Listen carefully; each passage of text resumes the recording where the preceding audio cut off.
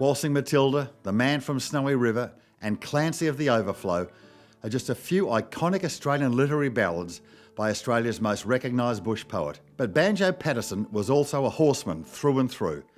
A winning jockey over Jumpson on the Flat, Patterson enlisted at the age of 50 and finished up a commander of the Australian Light Horse Remount Squadron.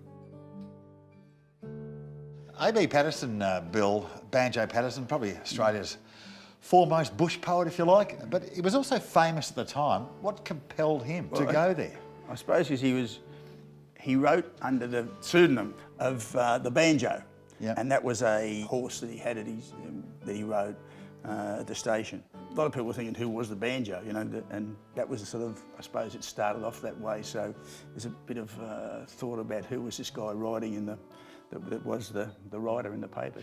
You know, when he wrote The Man from Snowy River and Clancy the Overflow, like those, they're just... And Waltzing Matilda. Yeah, it's a bit dismissive actually calling him a bush poet, isn't it? I apologise for that. But he was also a jockey. I mean, he rode winners at Randwick and at Flemington as an amateur jockey. Yeah. But he was we talked about Harry Bell being a 16-year-old going there. A.B. Patterson was 50. I think Patterson's main reason, probably wanted to do his bit for the war, and he wanted to be able to report back what was going on, you know, so he was his own sort of unofficial war correspondent, and he got the job of looking after the remount, which was all the horses in the Middle East. So just explain that. I mean, what was the remount division of the light horse? The government actually bought the horses, and so you had actually a lot of them were unbroken. They had to organise breaking them in and that. So he had the total responsibility of all the horses in the Middle East. And it was a big job. Why did they go in the first place?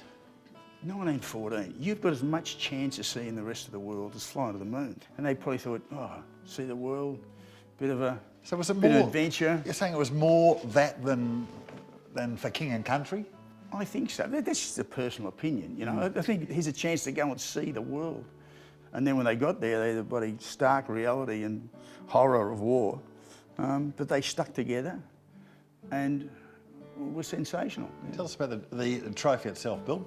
It's a painting of, you know, his typical pose. The plaque is a $10 gold leaf note and a 1 ounce silver coin, The Man from Snowy River, on a plaque, which is stringy bark, which is, you know, the stringy bark referred to in the Man from Snowy River. The one thing about all of this, when we refer in the plaques and the photos, there's no class, there's no rank, there's no title, there's a name, whether you're a trooper or you're a general, and we celebrate the people.